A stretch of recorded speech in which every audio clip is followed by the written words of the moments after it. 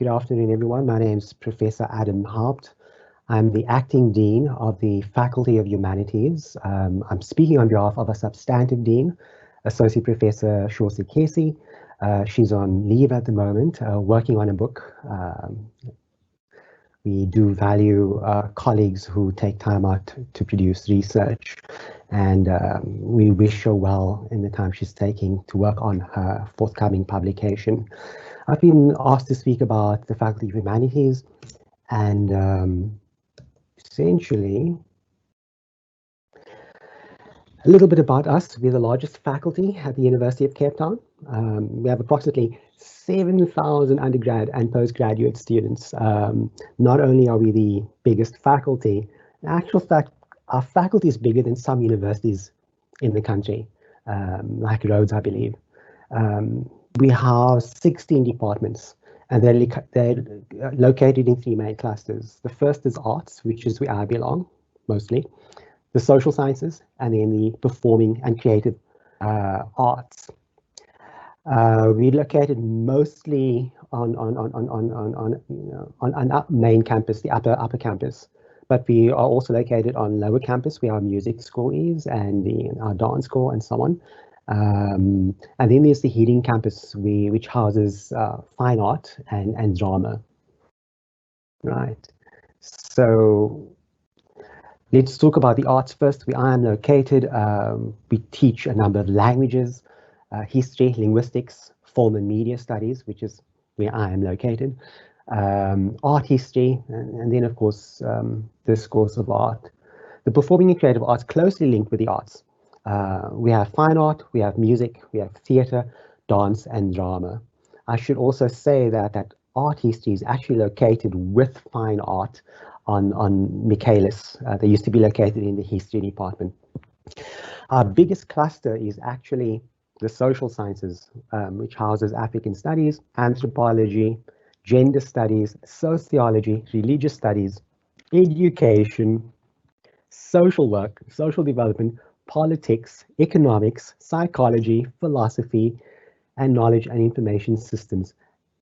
That's why we're so big, we're large. We house a number of different clusters.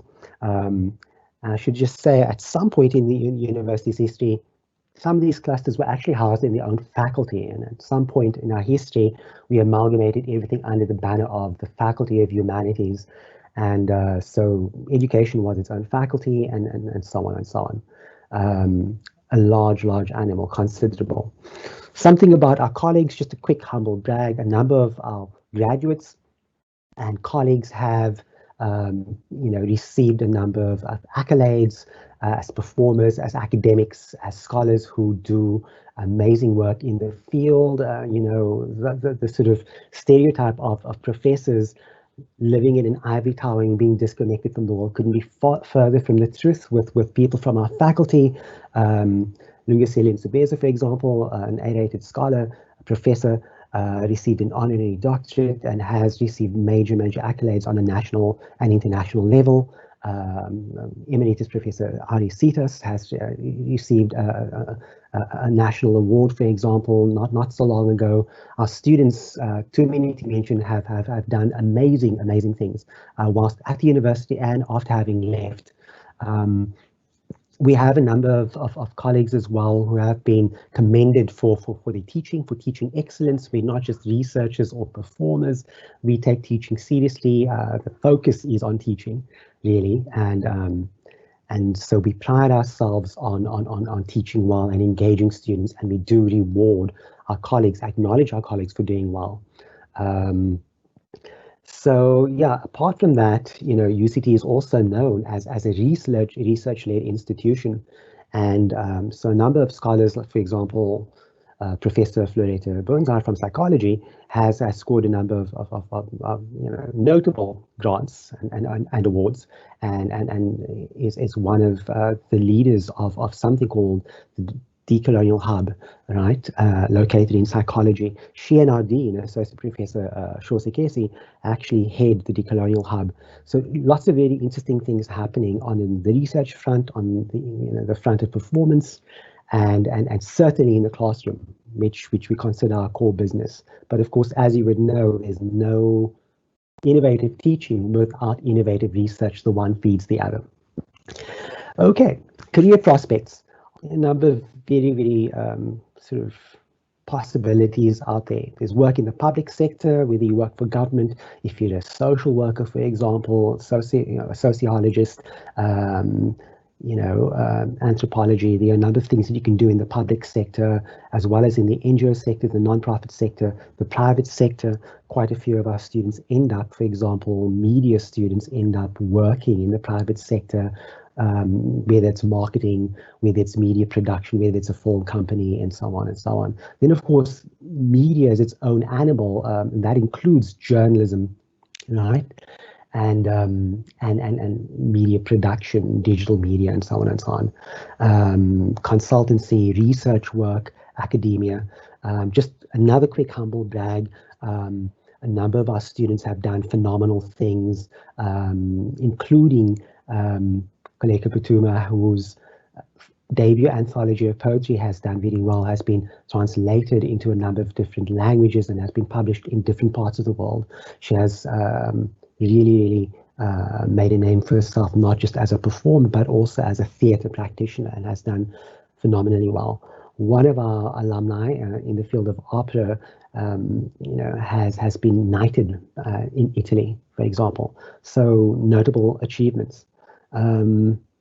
Yeah, so we can, in question time, this particular organogram, we can come back to it. We can drill down a bit deeper and talk a little bit more about career prospects in this area, partly because the faculty offers name degrees, professional degrees like social work, but you can also do a general BA and put together your own curriculum and decide how you want to sort of develop yourself as a budding academic. And then we can talk about what that flexibility allows you to do as a graduate beyond the first degree, but more about that later.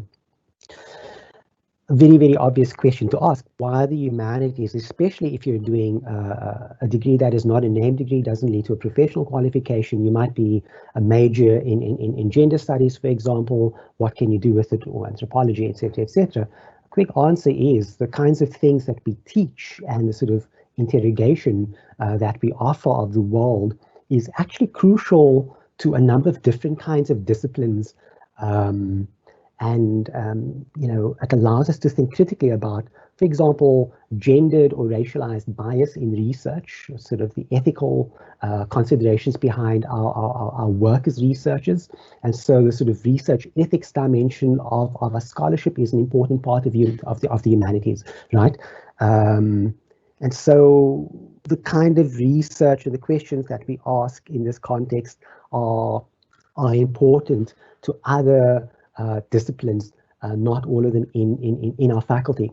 For example, people go on a great deal about, the fourth industrial revolution, the power of AI, artificial intelligence, and how AI is going to save the world.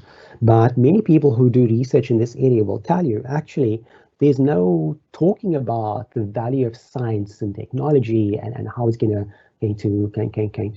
innovate and change the world without thinking about the literacy that you develop in the humanities or in the arts generally, right? You need creative practitioners who can think ethically about what they do, can think about, for example, confirmation bias in research processes, how your sort of ideological position or your gender or your race or your class position can determine the kinds of research questions that you ask, and therefore the research that you produce and the things that you make, either virtual or substantive. And so there's a lot of research now about algorithms and how ideological bias operates in the writing of software algorithms. There's a lot of careful thinking by anthropologists and sociologists, for example, about biotechnology and the ethics of biotechnological research.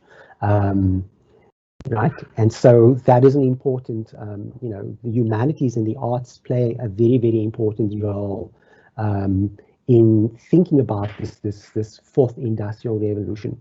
So, humanities scholarship is not outside of all of those debates and discussions.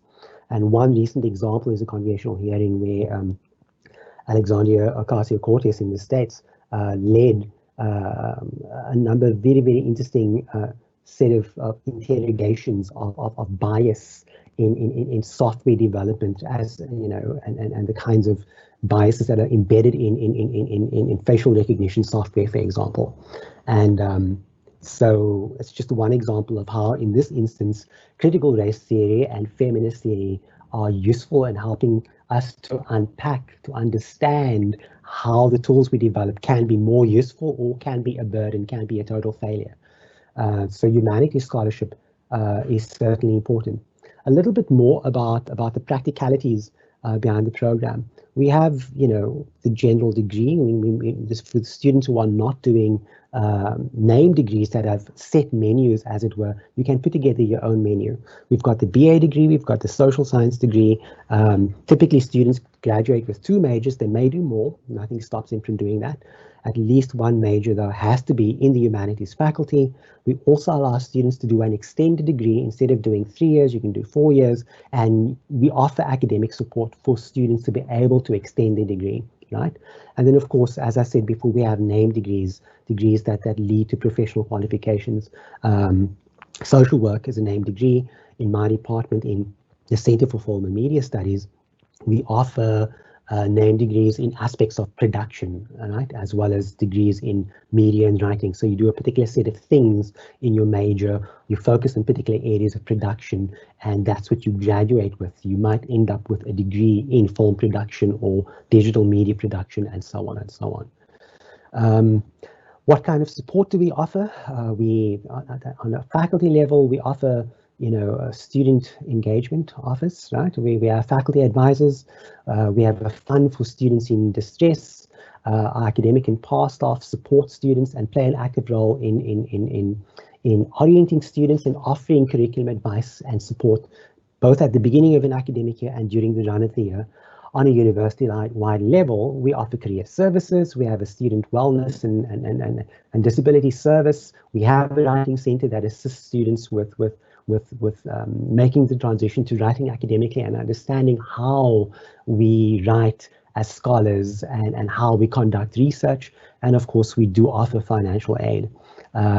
Orientation at the beginning of every year is key, and it helps you to understand what resources are available to you, whether it's the library, whether it's our labs, whether it is particular programs, whether it's the writing center, and so on and so on. We do encourage students to get involved in the life of the university, the faculty, and so we have a humanities Students' Council, for example. We have a Students' Representative Council, the SRC, but also we have a number of, you know, societies, whether it's UCT Radio or Varsity Newspaper, Shorco. There are a number of societies and initiatives that students can get involved in. The degree studying at UCT is not just about going to class and doing assignments. It's actually about developing as a full human being. So we encourage people to participate in a wide range of activities that are available to students. I'm going to stop there. Thanks for considering humanities as an option. I do want to say that you know, we have students crossing from different faculties into our faculty, mixing up possibilities. Students in computer science and maths take an interest in media production or linguistics or philosophy, and so they do tend to sort of mix things up, and it is possible therefore to do a major in our faculty even though you're not primarily registered, or the other way around. So don't think of these different faculties as oil and water, you know, the twain shall not meet. It is possible to explore life outside of your particular faculty and do some things in our faculty, or the other way around. In actual fact, in my department, we do have students who have an IS, information systems or computer science background, and they do digital media production with us and so on. And so yeah, do talk to us about possibilities. I'm going to stop there for questions. Let me just go back to the landing page. Yeah, over to you. Any questions? I see a number of questions. Where do I start? Okay, first question. I'm going to try and get through this as well as I can. Is it possible to do English and physiology majors in first year? Then in my second year, if I do a law major, do I drop one of those first year majors?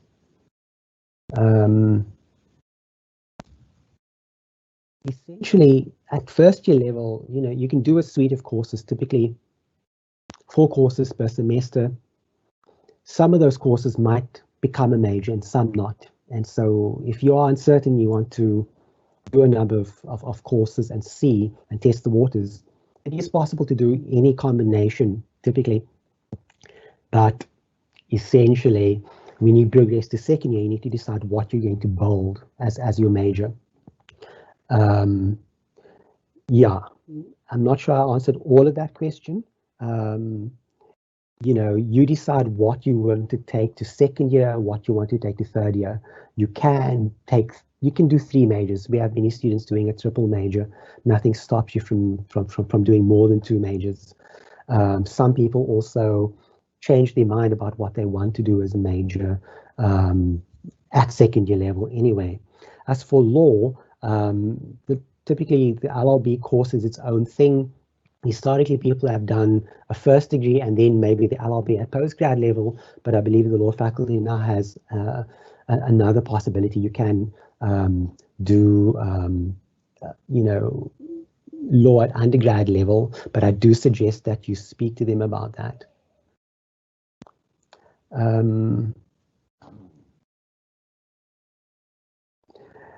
Would my colleagues like to step in at any point? I'm not sure.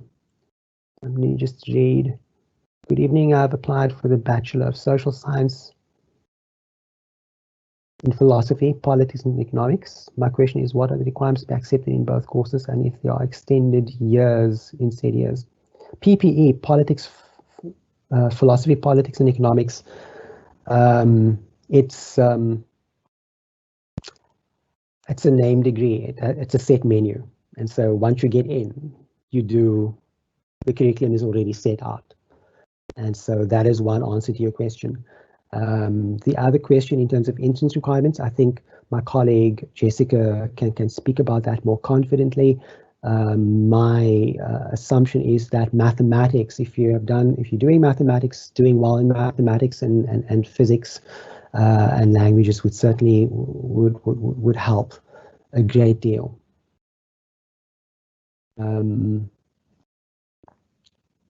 Is it possible to change from BSOC to PPE, to BCom PPE before studies commence next year based on one's final results? That again, I'm going to defer to Jessica. In principle, I think it is possible, depending on your results. As a transferring student, I'm allowed to take a first year subject in replacement of a subject I would carry over if I want to drop it. Typically what happens is if you transfer from another institution, what happens is you hand your transcript and a description of the courses you have done, you pass that on to our faculty office, and we consider, whether we're going to credit you for it, whether these courses are equivalent to what we offer.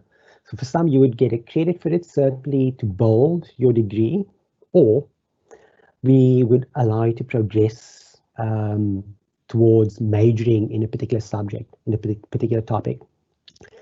So in principle, it's possible, but we just need to make sure that what you have done is in line with what we are doing and whether it's possible for you to bold a major or whether we do not credit you for it. So I can't speak to the specifics of your question without looking at your academic transcript. If you have applied for just a BA degree, are you still allowed to choose politics and psychology? Yes, but subject to conditions, especially for psychology. I think psychology does, your score, your point score does determine how well, what you get into, and so doing well for mathematics is certainly an issue. Jessica, would you like to step in? I can see your face.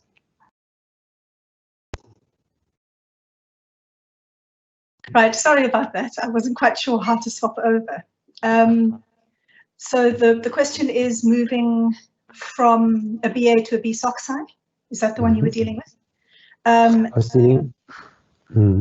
That happens routinely. The BA and the BSOC side are effectively the same degree. And students move between them all the time, and they can choose, you know, as their ideas of what their majors are change, they can change between the degrees.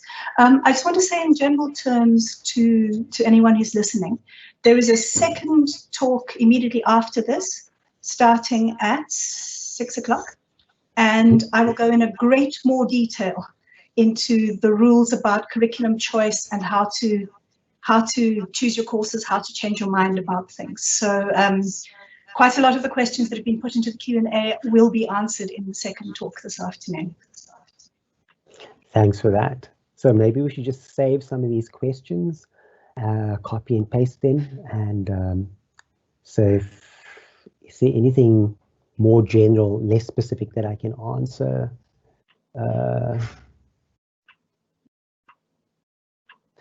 I applied for the General Humanities program, but on my student portal, it shows that I applied for Bachelor of Arts. Would I have to change that from now? Do you want to maybe answer that, Jessica? The BA is the general degree, and so that's what it is. The BA is the general degree. Yes. So the answer is it's the same thing, so that I wouldn't be worried. Yeah, it's the same thing. I found very little info on the subject media and writing in the prospectus. Where can I find more? Ah, that's my department. So basically, you know, if you apply and you choose your subjects, you would choose media and society, for example. That's the first course you would do. And then maybe in second semester, analyzing form and media. You don't have to, but I do suggest that you do. Media and society is the first step towards building the major in media. And it leads to this thing called media and writing. It's basically, it's the media major and its production aspects of writing for the media. And so already at second year level, we have a course called Writing and Editing for the Media. And what you can do after that course is then apply for production to get into a production stream. And so the production stream, one of the production streams is media and writing, right? Or digital media, or filmmaking. And so all you really have to do is get into UCT, get into our BA program, sign up, you know, register for media and society, and then you'll build the major from there. So if you check our website, www.cfms.uct.ac.za, and you click on one of the top links, the top menu, undergrad programs, I think that's what it's called, it will offer you a number of named degrees, BA programs, in either film or in media. And media and writing is one of the programs. If you click on media and writing, you'll get a description of what our curriculum looks like. But actually, all you have to do is just get into first year, choose media and society, and then build everything from there on. Yeah. Next question, where do the buffer applicants hear if they are accepted or not? Again, that's your expertise, Jessica. When do the buffer applicants hear if they are accepted or not? This is actually Debbie's expertise because I'm not an admissions consultant. The undergrad office is busy basically dealing with a very large volume of applications at the moment. So they are basically checking matric points. The problem with the BA Fine Arts is that it requires a portfolio as well as looking at matric points. So the short answer is going to be they will make the decision about whether to admit you both when the portfolios have been assessed, which may take extra time this year because everybody's working remotely. And in some cases, we have to wait until we make the offer, until we see if your final matric results actually match your projected matric results from the results you've already submitted. So sometimes you don't hear until final matric results, which are out, which this year is going to be in February, I think. So I'm afraid it's a long wait. We do it as soon as we can, as soon as we have enough information. Yes, unfortunately, you know, we're in a global pandemic, and so it's created all sorts of delays. I know the matric program itself is delayed. and everything else is delayed. So we just have to sort of roll with that. I should just say that you won't be prejudiced because of those, those circumstances. Everybody is dealing with a knock-on effect and, delayed programs. And so we are not going to tell you, oh, we can't wait for your results. We are just going to tell you, no, we will wait till we can get all of the information and verify everything and then make a decision. So you will not be prejudiced by these frustrating circumstances that we find ourselves in. Next question. I would like to know, for the students who are still in grade 12 this year, I'm doing technical mathematics and technical science, do you accept those two subjects? Again, I'm going to defer to my colleague, Dr. Tiffin.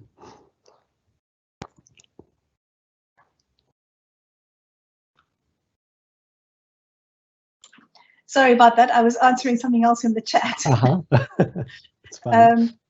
So the question was, if you... Technical mathematics and technical science, do we consider those subjects? That's the question. Oh, that's an interesting question. I don't think technical mathematics will substitute for mathematics at matric. I don't actually know whether or not we offer, we accept technical mathematics or technical science. Debbie will know. So she'll answer that in the chat, I think. Yeah, she deals directly with admissions, which I don't. Yeah, thanks, Debbie. If you could, that's also possibly a question. If the person who posed that question, if you're going to be in this subsequent session, and that's a very particular kind of question as well.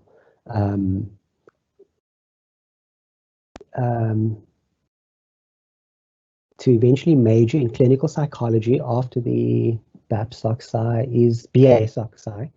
is this possible, and what are the qualifying criteria?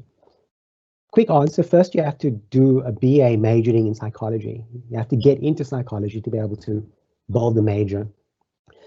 Clinical psychology is really just the master's. And so there are very particular criteria for getting into BA honors in psychology.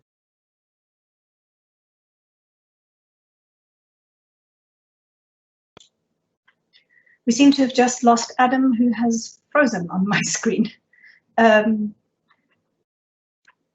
So the question is, to major in clinical psychology after the BA BSOC-Psy, is this possible? Qualifying criteria for psychology in undergrad is mathematics at matric. Although if you don't have mathematics at matric, you have maths lit, or you didn't do maths, you can do make-up maths courses at the same time as your first year of psychology. If you want to become a clinical psychologist, you do the 3 year or 4 years of undergraduate Bachelor of Arts or Bachelor of Social Science with psychology as a major. Then you do a year of honors. Then you do 2 years of masters, and then you do a 6-month internship. So it's a long time. Qualifying criteria for honors and masters in psychology at UCT. They are extremely competitive. So generally speaking, if you don't have a first-class average, you're not likely to be accepted for those postgraduate psychology programs. The UCT postgrad psychology route is one of the most competitive postgrad options that we offer.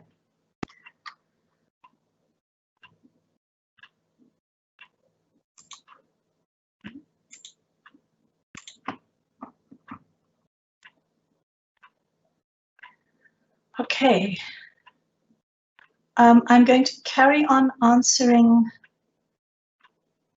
questions since we seem to have lost Adam completely. Curses of bandwidth. Questions about whether it's possible to upgrade the diploma in theatre and performance and studies to a Bachelor of Arts in theatre and performance studies. Sometimes yes. The problem is that we accept to the diploma at a lower level than we accept to the BA degree. So if your matric points do not match our admissions threshold for the degree, and particularly if you don't have a bachelor's exemption, then you cannot upgrade from the diploma version of the theatre and performance studies to the BA version. For a Bachelor of Arts, how does it work for choosing what course you study? It's complicated, and we spend a lot of time in orientation training you in how to choose what course you study.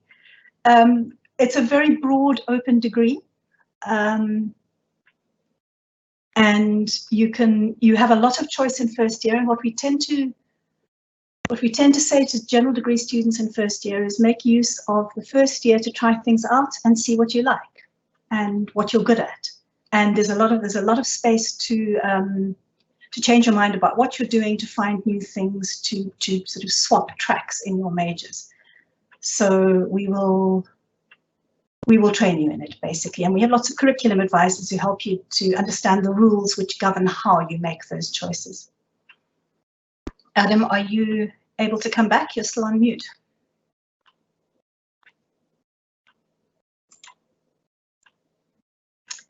Okay. The question is, if I took mathematics for IGCSE and not A levels, is it still possible to be accepted? We don't require you to have mathematics to be accepted at UCT Humanities. It's just certain of our subjects require certain levels of mathematics. For something like psychology, O level is not acceptable for mathematics, nor is it acceptable for economics. But in both cases, there are often courses you can do in your first year that will allow you to catch up the maths so that you can still do the subjects that you particularly want to do. I have a very good question here which says, what would you say makes UCT Humanities different to other South African universities? We're a very good university. We're a very big university. We have a very good international reputation. We have some of the most highly regarded researchers and therefore teachers in their fields of any institution in the country. We have a very large number of courses and a great deal of choice. So in many ways, the kinds of things you will study at UCT are very similar to the kinds of things you might study at another institution's humanities faculty in South Africa.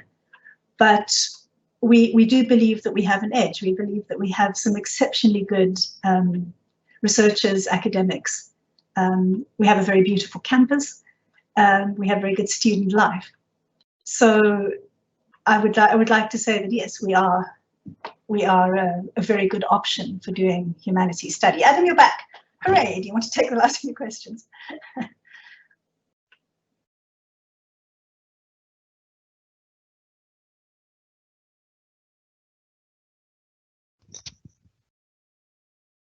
Adam, you are muted. We can't hear you.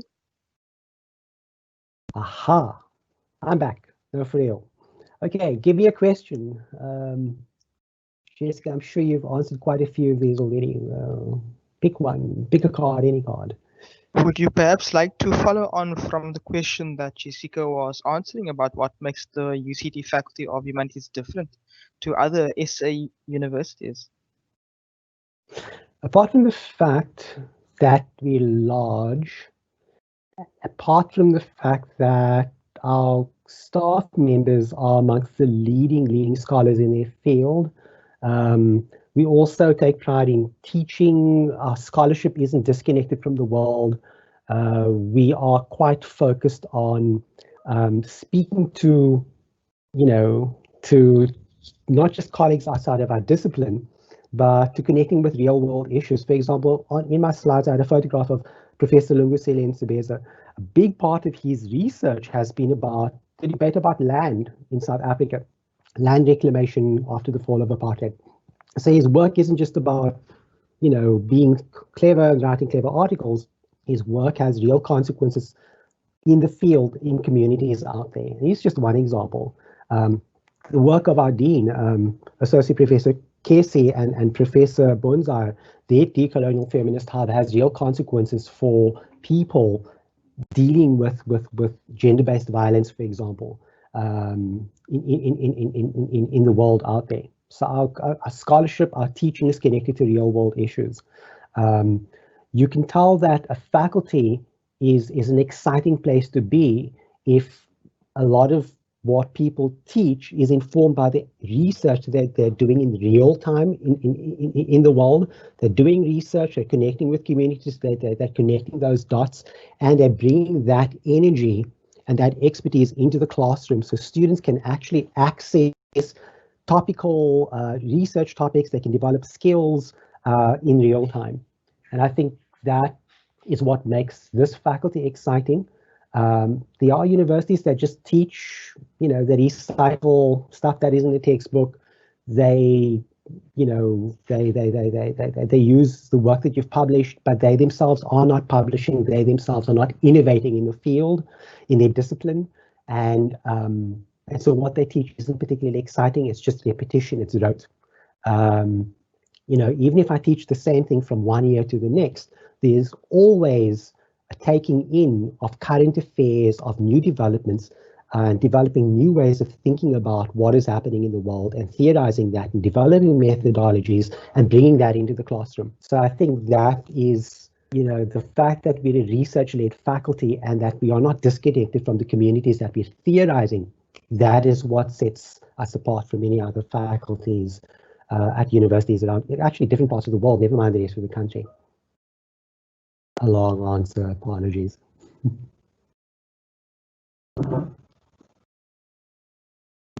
Next question.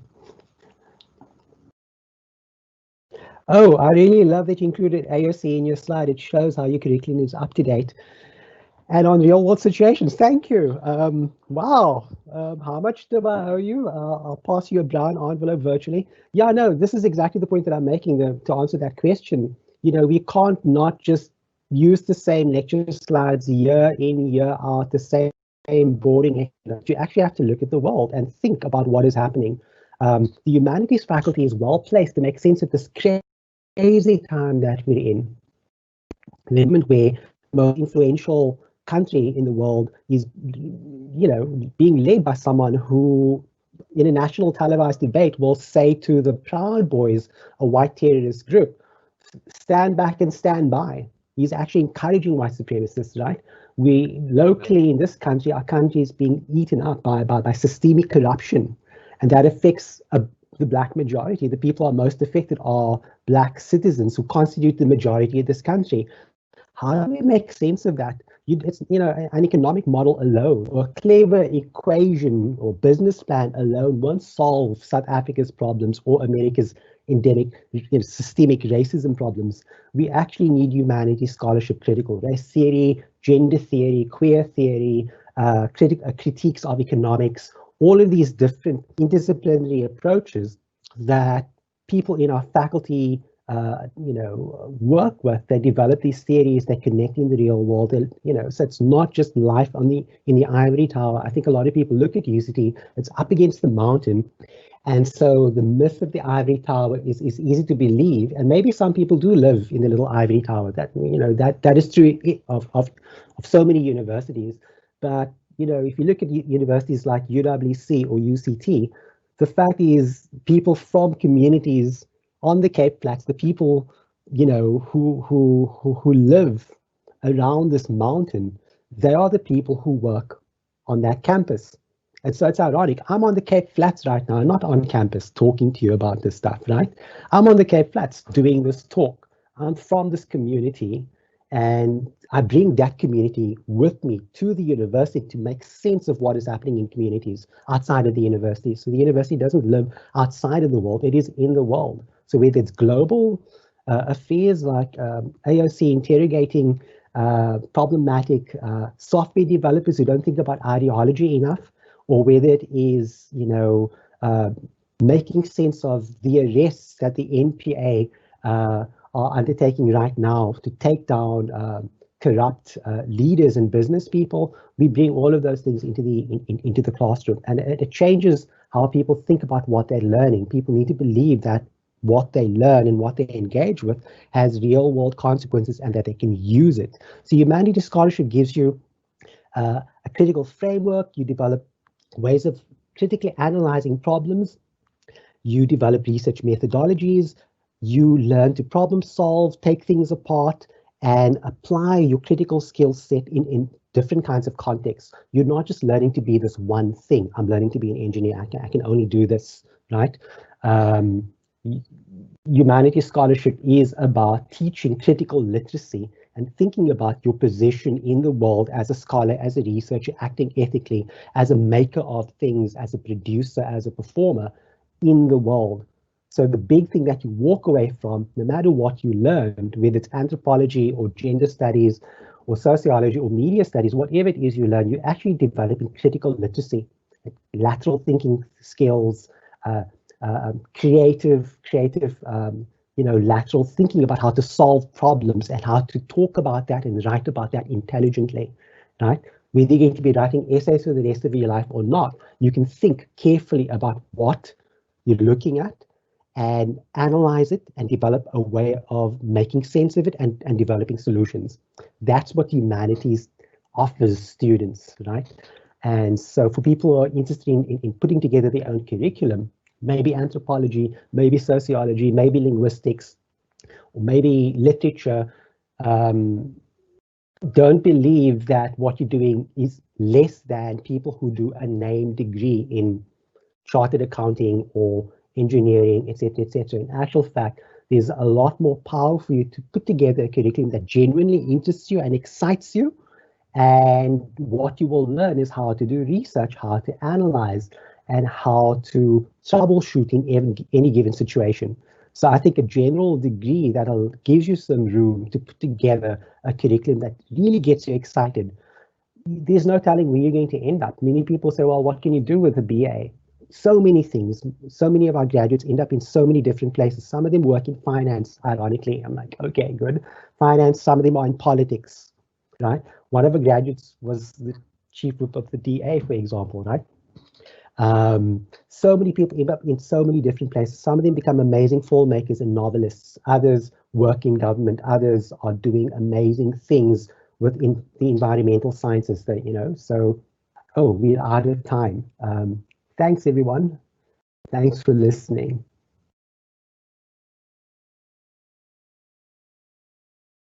And we're out of time. We're done. I think we're not live anymore.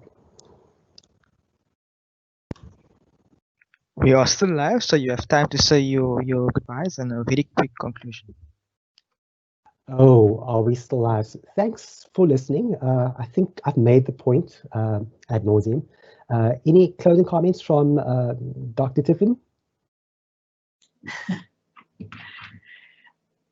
Just to remind you that the talk now at 6 o'clock is in much more detail about the structures of the programs and how to make choices within them. So if you still have questions or you want a sort of a more in-depth sense of what we offer, that's a good place to be in 15 minutes or so. Thanks. Thanks. So see you at the next session. Dr. Tiffin will lead that discussion. If you do have any questions, don't be shy. Reach out to us. There's a lot to be said for the value of humanities scholarship and research. So looking forward to see you on campus next year, hopefully post COVID-19. Take care, everyone.